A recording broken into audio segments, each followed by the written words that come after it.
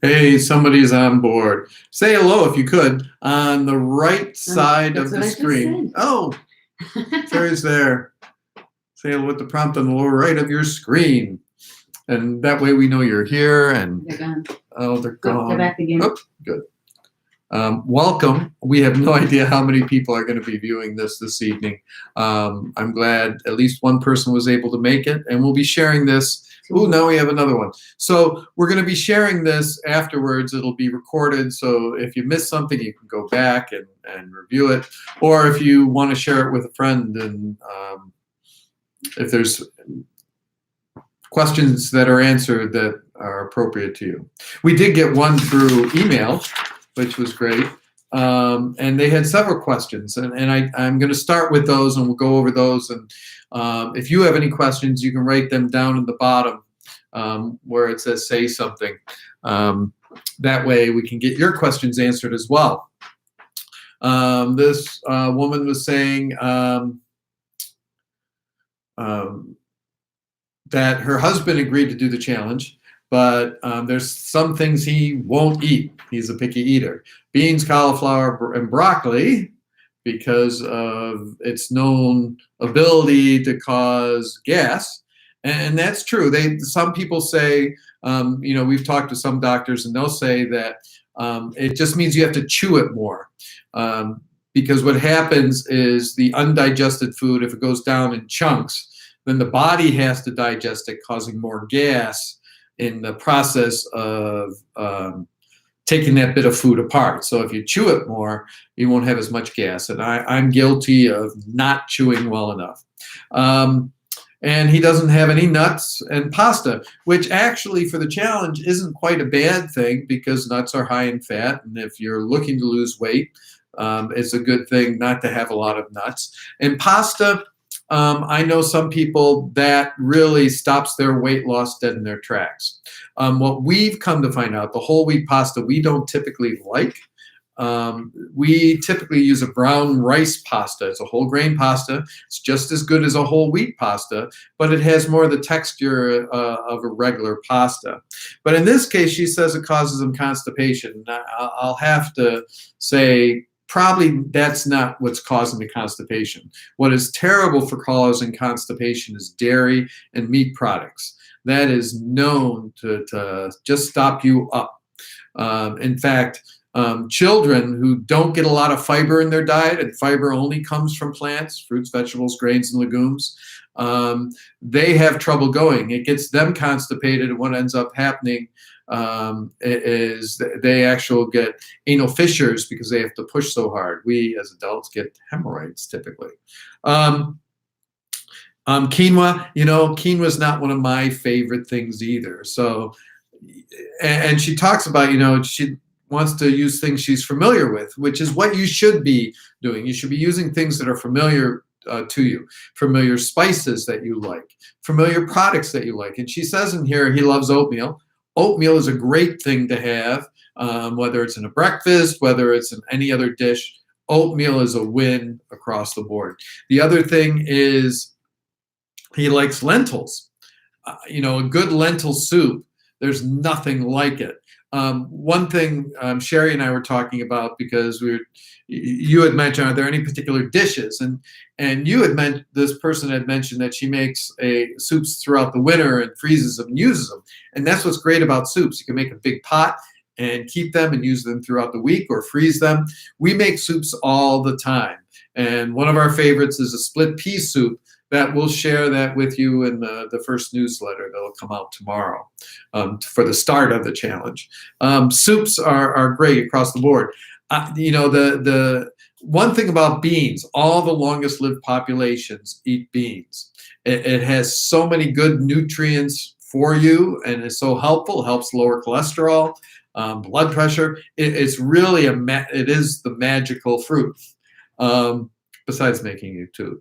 It's really good for you though. So, I get him to eat beans in some way, whether it's in hummus or in some way. And the advantage with hummus, it's already pureed, so your body doesn't have to process it a lot, so you don't get the gas you would.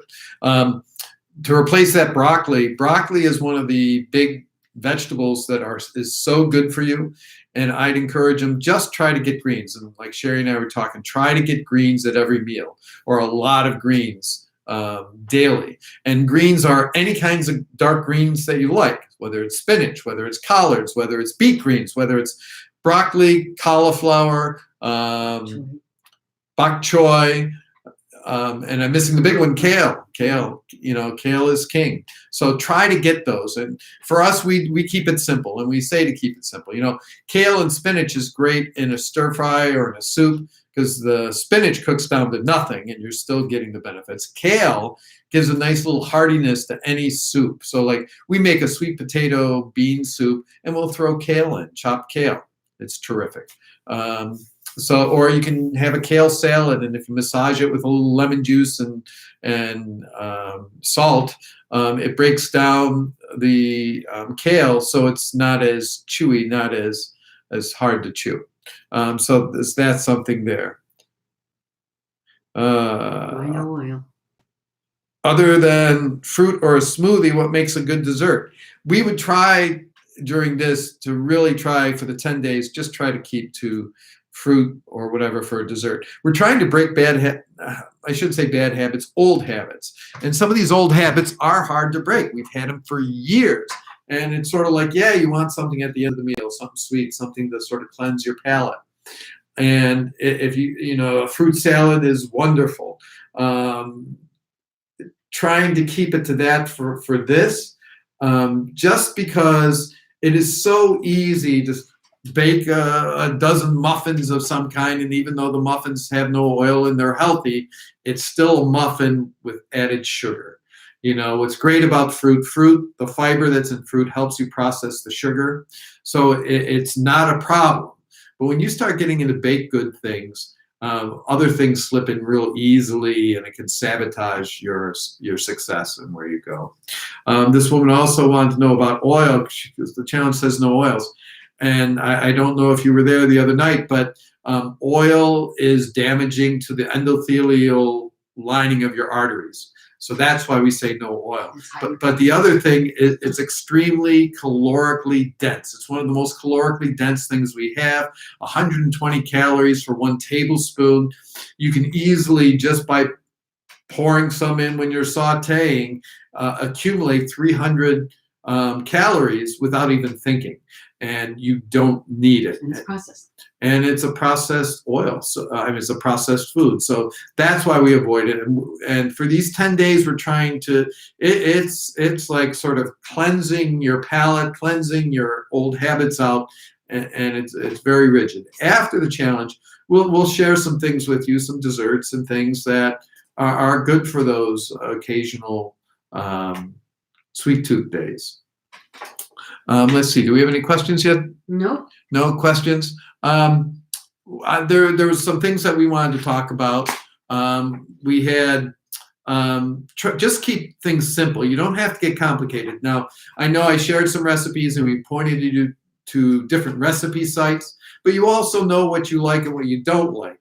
And it's easy in many cases to modify a meal to make it work. If a soup asks for chicken stock, you replace it with vegetable stock. If you're looking for a certain soup and you don't like a certain vegetable in it, substitute something that you do like into it. Now, one of the simplest meals that we've had, like we're real busy, we don't have time to cook, we came home late, but we're hungry, is we just take a sweet potato and we microwave it in the oven. We poke holes in it and we wrap a paper towel around it and cook it for like 9-10 minutes until it's cooked all the way through. And then we can either scoop it out or we open it up, and we take a can of black beans and open that up and pour it in. If I am not that lazy, I'll saute up a little onion and garlic to add to it and put some spices with it like cumin and salt and pepper. And then we'll top the whole thing with some salsa, and we'll put this over a bed of spinach, just uncooked spinach, just like a salad. And that fills you up. It gets you the best fruits and vegetables in the world. It gives you your dark leafy greens. It gives you sweet potatoes, which are so high in beta carotene. In fact, everybody says, what do you eat for your eyes? What's the the best thing to eat, and everybody knows carrots. Well, actually, sweet potatoes have more beta carotene in them than carrots do. And so actually, I was talking to an optometrist, and he says, oh, that's better for your eyes, the sweet potato, than carrots. So it has carrots, and then the black beans, which gives you your beans, which Dr. Greger, a doctor we follow, and we'll be sharing a lot of his videos, he says you should get a half a cup a day. Is that what it is, Sherry?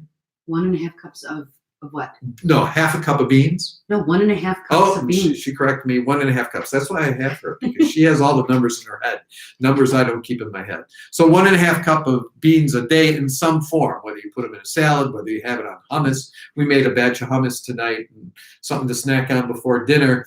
And oops, we almost got through half that thing, and it's 2 cans of chickpeas. So it's very easy to get it once you start adding it to your diet. Another thing we do, rice and beans. You just cook up a big batch of brown rice, and it keeps extremely well in the refrigerator. So if it's a big batch, you can scoop out some and have it on one day and save the rest for another day. You can use it in a stir fry later in the week. You can open a can of beans just like we did. Same thing with the salsa. And you can just pour it on top, and you can even put that cooked sweet potato. So that's an easy thing. A potato bar? Potato bar. Sherry's throwing me ideas out over here. So potato bar with your favorite toppings, some steamed broccoli, some sauteed vegetables, some beans, a little bit of everything and anything. So you can do that. Soups, stews, and chilies are all great, especially this time of year, to get that going. And a lot of times we'll have a soup or stew with a salad of some sort or some greens of some sort. Like tonight we had soup. It was leftover soup. We put it on a bed of brown rice, and I steamed a pan of broccoli with a little garlic, salt, and that was it.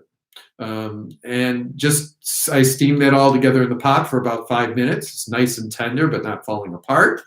And it's just perfect to get our greens in. It's easy that way. Hopefully by now you've taken a look at the things in your house that aren't compliant for the challenge, and either put them away, given them away to friends, eaten them up. But if you haven't, what I'd recommend is put them out of the way. Put them out of the way for the 10 days to where you won't be tempted to break into that box and grabbing whatever that snack food is or the food that's not compliant. Just try it for the 10 days. Make sure you're as clean as you are.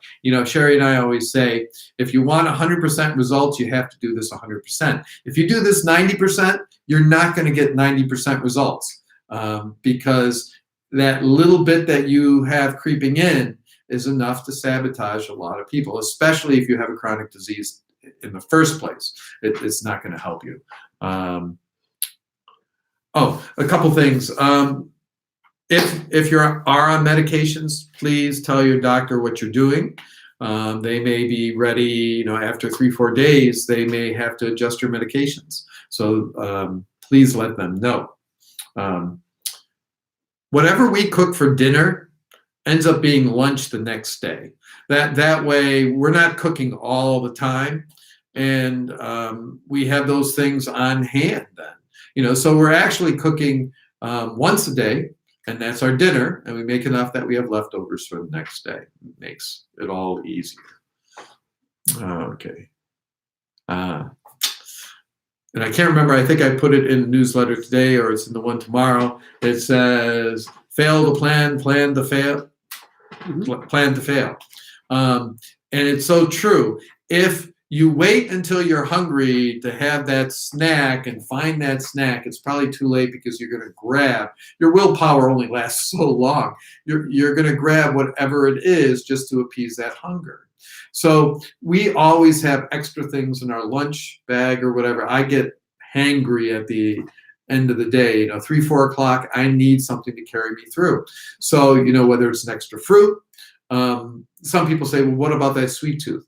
The thing, and I have a big sweet tooth, as I told you guys before, I was a baker by trade, and I can bake anything, and I have this amazing sweet tooth.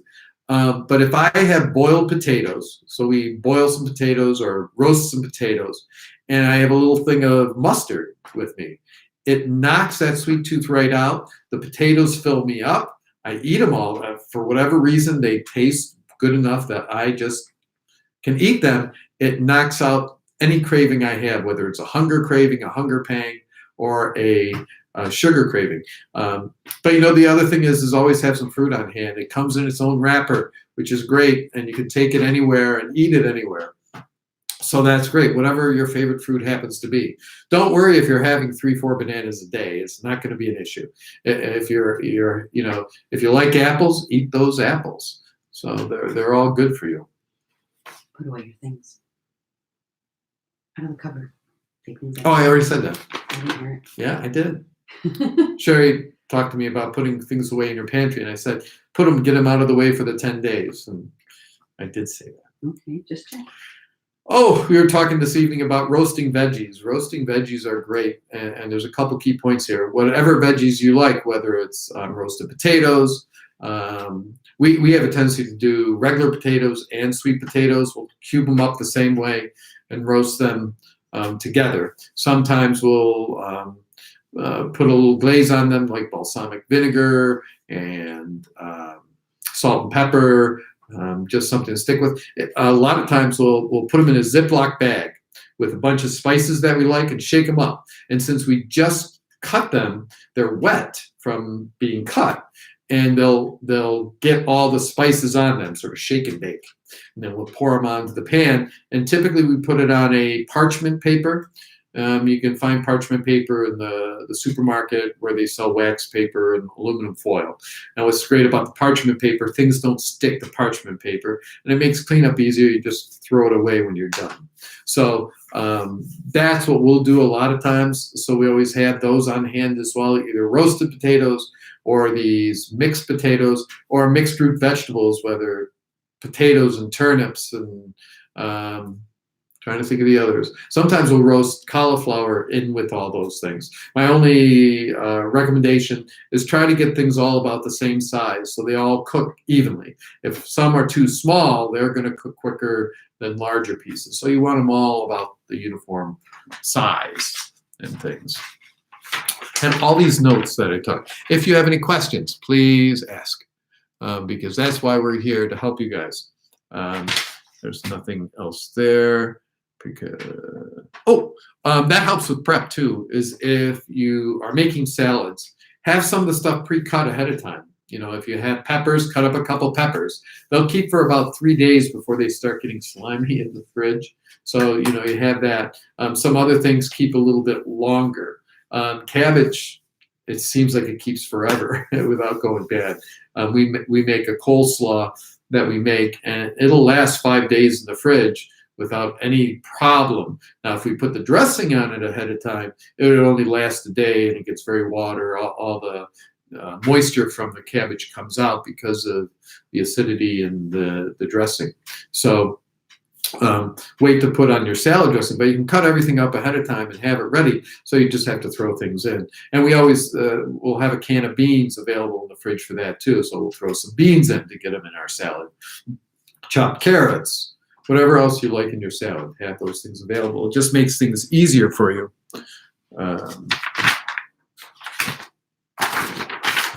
More notes from my wife. Yeah, and I sort of mentioned, for the 10 days, keep it simple. I mean, truly, we don't want you to have to, it's hard enough to learn to eat a new way than to have to cook everything 3 meals a day and all that. So you really sort of want to plan ahead, make sure you have things ready for the next day, and make it easy on yourself. Find some recipes that are easy that you like. I could say what I like. Sherry and I, everything we like has garlic in it. A lot of people don't like garlic, but for us, if a recipe says 2 cloves of garlic, that's code for up the garlic to 4 or 5 cloves of garlic in a dish. That's what we like. So whatever you like, spices, ingredients, use those. I tell people that recipes are sort of guidelines. Unless you're baking something that, requires certain amounts of things. But if you're making a soup, if you don't like regular potatoes, but you love sweet potatoes, put them in. Sherry doesn't like cilantro, so we don't put cilantro in anything. But anything that calls for cilantro, we put in parsley, because parsley has a similar flavor and texture and look in a dish. So you can easily substitute different things, and it'll come out just as well.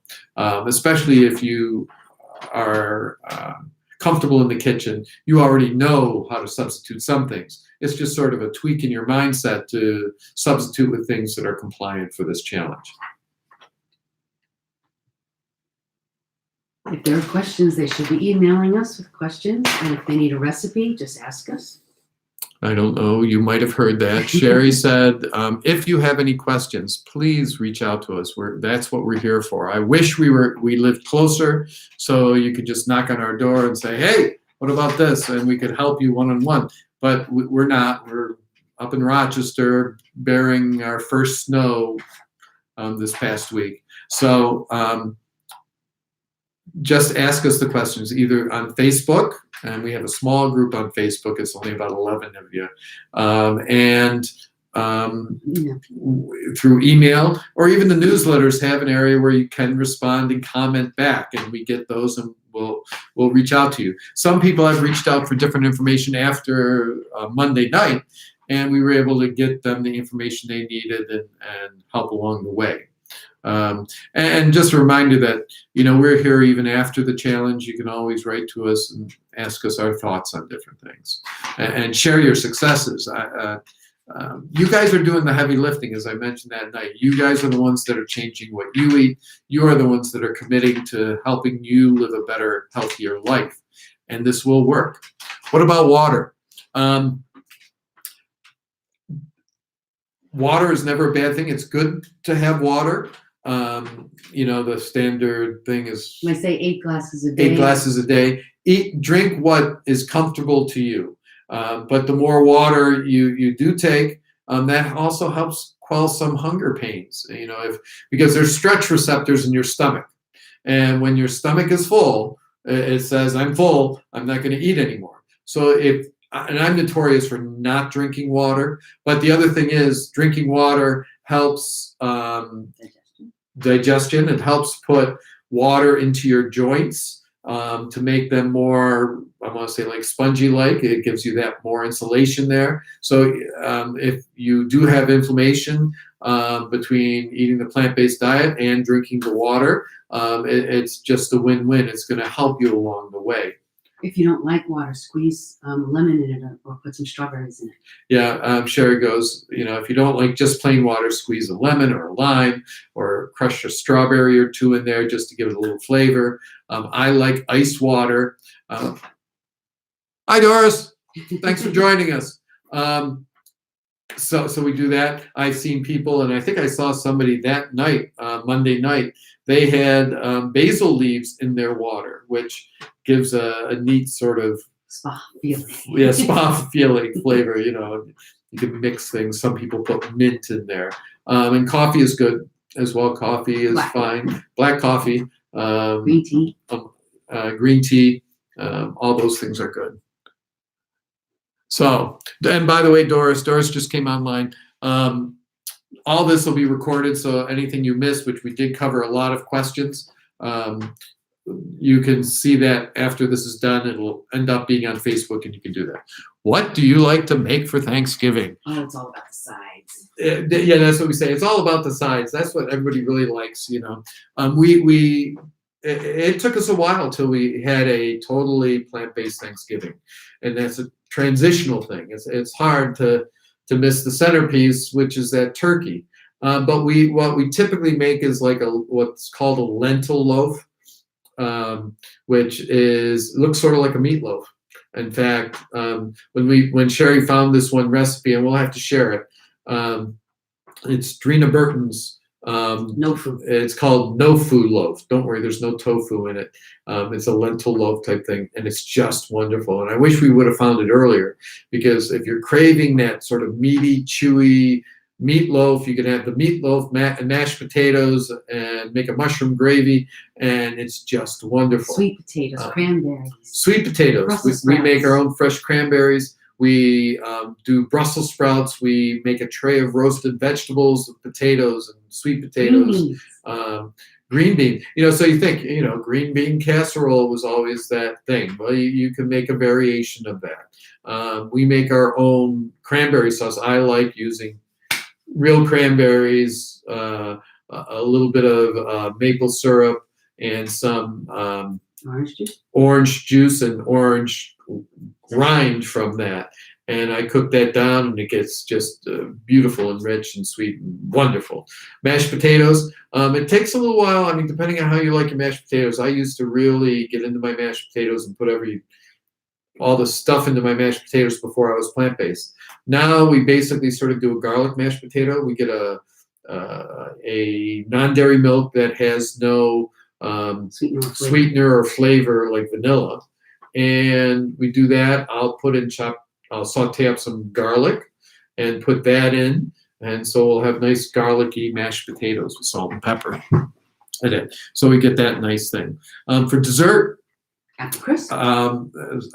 She's putting words in my mouth, but I was going to say that. Anyways, apple crisp, sort of an apple crisp. And what I do is I slice apples, put like maple syrup and cinnamon on the apples, right? Coat them a little bit. You don't need a lot of maple syrup, just enough to make them a little sticky. And whatever other flavor or spices you usually do with apples. And then for the topping, what I'll take is equal portions like oatmeal, pecans, and walnuts. Maybe a splash of cinnamon in there, or a splash of vanilla as well, either in the apples or in the crumb topping. So the crumb topping, I'll take those together, put them in a food processor or a blender just for enough to get them all sort of chopped up, sprinkle it over the top, bake it, and it's just wonderful. Take it the next step. If you have a food processor or a blender, we take bananas, slice them up in little segments, freeze them, and we make a banana ice cream out of them. Peel them first. Yes, peel the bananas first. Put them in, frozen, these little chunks of banana. We take them out, we put them in a blender with a little vanilla and some non-dairy milk, and we make what's called, in the plant-based world, nice cream, because there's no real cream in it. And we put that on top of the nice hot apple crisp you just made. And nobody's missing a thing that way on Thanksgiving. So, those are things. And we did this, I think, purposely just before Thanksgiving, so you can eat the way you want at Thanksgiving, and you can maybe revisit this after Thanksgiving again, or try a plant-based Thanksgiving. There are some other recipes I won't do for the challenge, but I'll drop it the last day for you for Thanksgiving, and it's an apple tart that's made with basically all the same things I gave you, but this apple tart, nobody would say this is not a good dessert, and that comes from the baker pastry chef in me. So I'll share that with you. Wait until a week from Wednesday for it. What about exercise? The thing is I lost my 60 pounds without exercise. We walk, we did things, but it's not like I was a runner then. I wasn't. And like I said in my presentation, I started running so I could sleep because I had so much energy and my mind was just going all the time. But exercise never hurts. If you're able to do it, do it. Our friend Tim Kaufman, and you can find his story on the Forks Over Knives website, or just Google Fat Man Rants. And he was a guy who was over 400 pounds, just like Anthony Masiello, who you heard the other night. And he couldn't even walk to the mailbox. And slowly but surely, and he had in his head, do a little bit more than the day before. So he just challenged himself in his mind to do a little bit further, a little bit further. And there were days he had to have his wife come and pick him up because he couldn't get back because he had walked too far. But now he runs marathons and triathlons.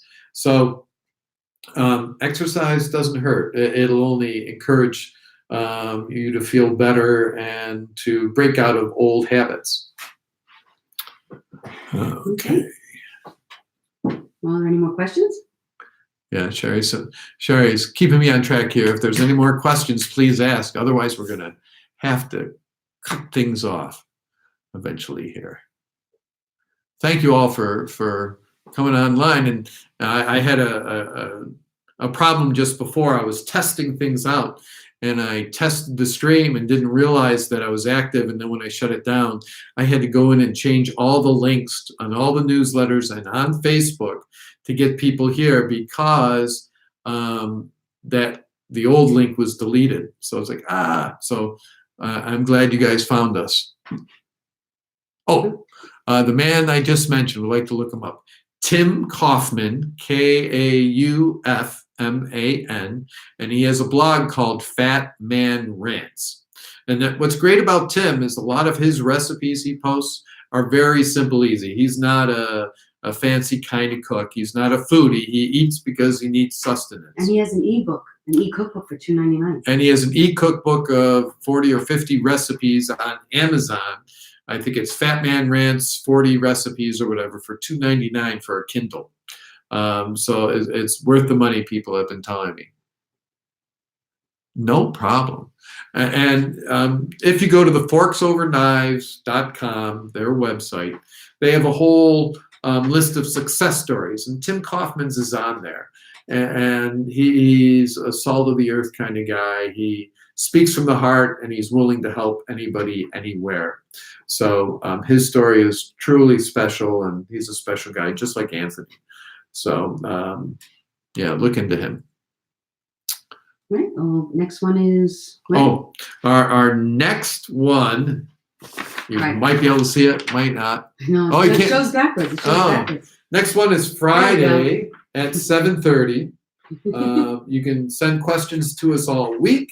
We'll try to keep you guys ahead of things. Hopefully you've been getting my emails. If you haven't been getting my emails, the newsletters we've been sending out, I've been trying to send a couple a day. They won't be that frequent during the challenge, typically one a day. And we'll try to make sure there's a recipe in each day that you might like. So that'll start tomorrow. If you're not, please email us at eatplantslove.com. No, At gmail.com. at gmail.com and eatplantslove@gmail.com, and we'll make sure you get on that list because you should be getting those newsletters. And good luck tomorrow. Good luck tomorrow. Good luck this week. And here again, any struggles, any problems, any concerns, reach out. That's what we are here for. We just want to help as many people as possible be as healthy as they can. So have a great week, and talk to you guys all on Friday. Good night.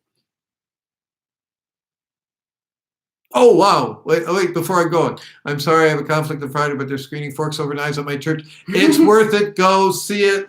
This will be taped. And this will be taped anyway, so you can catch up afterwards and share it with whoever you want to share it with. So glad. Tell us what you think of the movie.